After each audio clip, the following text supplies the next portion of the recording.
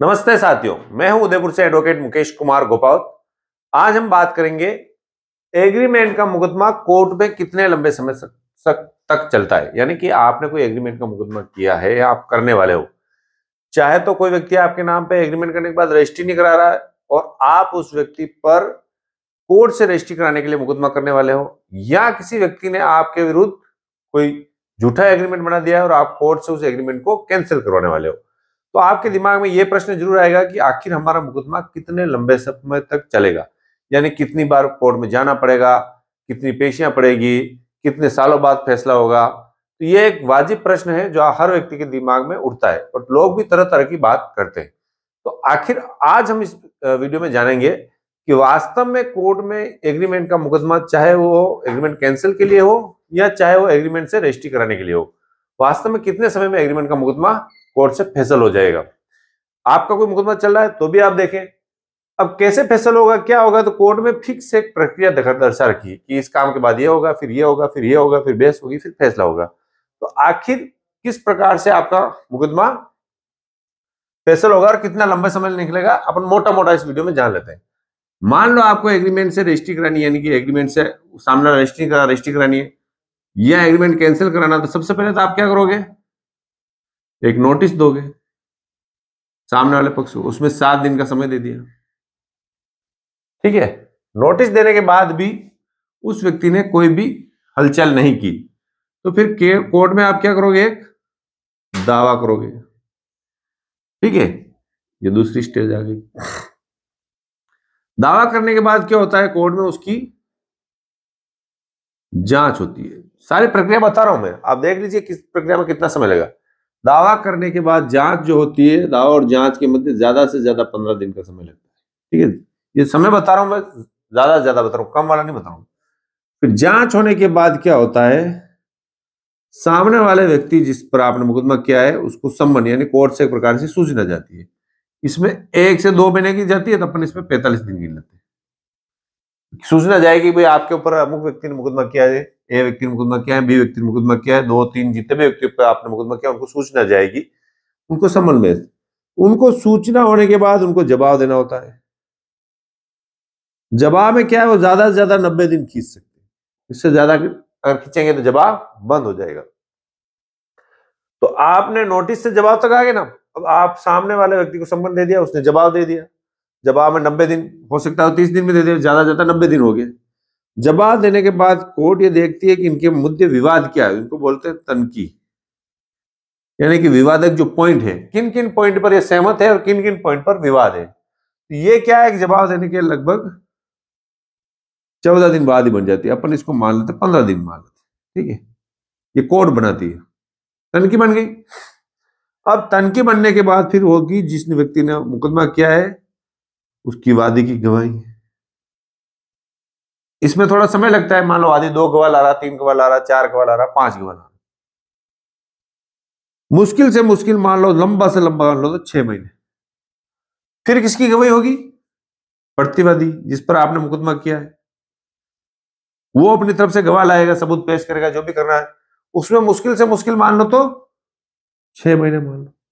इससे ज्यादा समय जा रहा है तो कहीं ना कहीं आपकी तरफ से कमी, आपकी तरफ से, कोर्ट की तरफ से नहीं। अब वादी की गवाही हो गई, प्रतिवादी की सब गवाही हो गई, फिर होगी बस, अंतिम होती है निर्णय से पहले। बहस में ज्यादा 1 महीने का समय खींच लो। ज्यादा समय लग रहा है तो आप कोर्ट में आवेदन करो, भाई सामने वाला बहस नहीं कर रहा, तो कोर्ट उसको बोलेगी आप बहस करो। फिर होता है निर्णय, बहस करने के लिए मान लो 1 महीने बाद निर्णय मान लो। अब अपन समय गिनते देखो, 1 महीना, 2 महीना, 6 6 12, 13 14 और 3 महीने हो, 14 15 16 17 और 2 महीने हो गए, 18 19 20 माह गिन लो। यानी कि 2 साल से भी कम समय में आपका मुकदमे का फैसला, अगर आपके वकील साहब तीव्र गति से चलाते हैं तो एग्रीमेंट का फैसला हो जाता है। और अगर जैसे इसमें से कोई 6 महीने से नहीं, मान लो 2 महीने में गवाही होगी, और समय आपके बच जाएगा। अब मुकदमा कहाँ उलझता है, आखिर कोर्ट में इतना समय कहाँ लगता है, ये भी बताता हूं मैं। कभी कभी कोई क्या है, कोई प्रार्थना पत्र लग जाता है, जैसे कहीं दावे में सुधार करना है, ठीक है, कोई गवाह नहीं आ रहा तो उस गवाह को बुलाना है, कोई तल भी नहीं हो रही है लंबे समय तक, तो तल भी सामने वाले की तल भी दावा नहीं मिल रहा संबंध, तो उसको तल भी करानी है, या सामने वाले ने कोई अन्य प्रार्थना पत्र लगा दिया तो उसके निस्तारण में, ये सब मिला के ज्यादा से ज्यादा 4 या 5 महीने, 4 महीने इसने खा लिया तो भी आपका मुकदमा 20 और 4 24 माह, यानी कि 20 + 4 24 माह, यानी कि लगभग 2 साल में आपका मुकदमा फैसल हो जाना चाहिए। इससे ज्यादा समय लग रहा है तो कहीं ना कहीं आपकी तरफ से गड़बड़। अब बात आती है कि भाई आपने तो दावा पेश कर दिया, सम्मन कर दिया, जांच, सामने वाला जवाब नहीं दे रहा था, आप क्या करें? उसके जवाब को बंद करने का प्रार्थना पत्र लगाएं।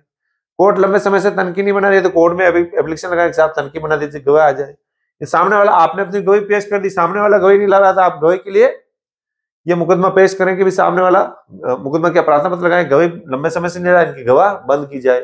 यानी कि अगर आपका मुकदमा एक ही स्टेज पे चल रहा है तो आपको उस स्टेज को आगे बढ़ाने के लिए कोर्ट में आवेदन करना पड़ेगा। कोर्ट में तो कई सारी फाइलें हैं, तो हो सकता है जज साहब सारी फाइलों को विशेष रूप से नहीं देखे, वैसे हालांकि जज साहब सब देखते हैं, पर कभी कभी उनके हाथ से निकल जाती है, तो आपको ध्यान रखना है। अब आपकी फाइल एक ही स्टेज पे अटकी हुई है, इसका पता कैसे चलेगा? क्योंकि लंबे समय से एक ही स्टेज पे आगे बढ़ ही नहीं, 5 साल, कोई कहता है मेरे तो 5 साल हो गए, मेरे 7 साल हो गए, मेरे 10 साल हो गए, पता ही नहीं चल रहा है क्या हो रहा है ना? तो आप कैसे पता करेंगे? तो इसके लिए आपको क्या करना है, कोर्ट की ऑर्डर शीट की कॉपी लेनी है। ऑर्डर शीट मतलब हर पेशी पे कोर्ट लिखती है कि आज इस पेशी पे ये काम हुआ, इसके लिए आगे तारीख दी गई। दूसरी पेशी पड़ी तो क्या हुआ, किस काम के लिए और किसकी वजह से तारीख ली गई। तो संपूर्ण ऑर्डर शीट निकालने पर आपको पता चल जाएगा कि भाई मेरा मुकदमा, एक ही ऑर्डर शीट बार बार लिखी जा रही है तो आप जज साहब को बताया कि भाई इसी स्टेज पे लंबे समय से चल रहा है मुकदमा, ऑर्डर शीट खुद कह रही है कि ऑर्डर शीट बताती है कि आपका मुकदमा किस स्टेज पे चल रहा है। तो इस बारे में जज साहब का ध्यान आप आकर्षित करें, तो जज साहब निश्चित रूप से आपकी पेशी को आगे बढ़ाएंगे और मामले को जल्दी सुनवाई करेंगे। यानी कि जो आपका एग्रीमेंट का मुकदमा है, उस एग्रीमेंट को मुकदमे में 2 साल के अंदर अंदर फैसला हो जाना चाहिए। एग्रीमेंट में मैंने कई सारे वीडियो बना रखे हैं, आपकी कोई समस्या है इस नंबर पर आप संपर्क कर सकते हैं। मेरी जो फीस है उसमें आपको क्या करना है, मुझसे बात करने के लिए आपके पास कोई भी गौशाला है, उस गौशाला में आपको 500 रुपए जमा कराकर रसीद मुझे व्हाट्सएप करनी है, तो फोन हम आपको करेंगे, ठीक है? उसमें आपको एक मैसेज आ जाएगा। अगर आपके पास कोई गौशाला नहीं है तो आप 300 रुपए गूगल पे करके भी मुझसे बात कर सकते हो।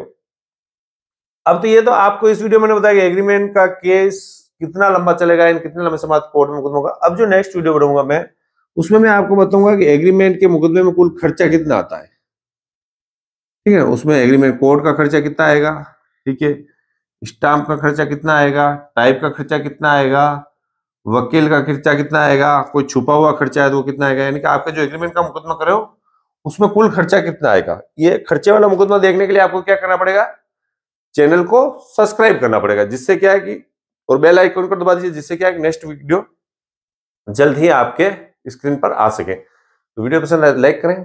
मैं हूं एडवोकेट मुकेश कुमार गोपावत, धन्यवाद।